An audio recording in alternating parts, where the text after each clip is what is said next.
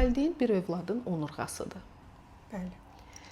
Bunu dünya araşdırmasında ümumiyyətlə daha çox psixoloqlar vurğulayır bu sözü, psixiatrlar vurğulayır ki, ən çox da ana bir övladın onurğasıdır.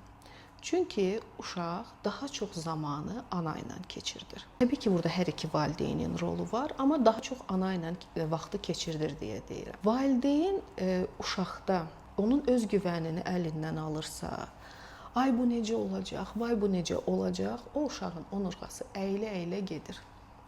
Siz heç görmüsünüz ki, dərd çəkən bir insan şax belə oturub dərd çəksin? Yox.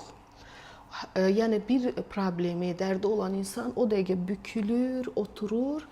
Bu nədir? Onurğanın yığılmasıdır. Və bizim müayinələrdə 99% onurğasında problem olan uşaqların birinci problem valideyndə olubdur. Çünki valideyn sadə bir şeyləri belə problemə çevirir. O onun fərqində deyil. Bu ana fərqində deyil ki, bu övladına zərər verir. O düşünür ki, övladına xeyirli bir şey edir də. O olmaz, bu olmaz.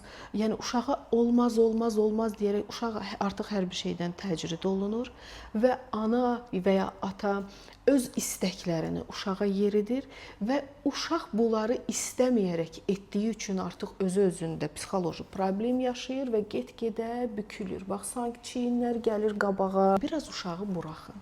Biraz qoyun o öz fikirlərini ifadə etsin. Və həqiqətən də statistika göstərir, valideyn övladın onurğasıdır.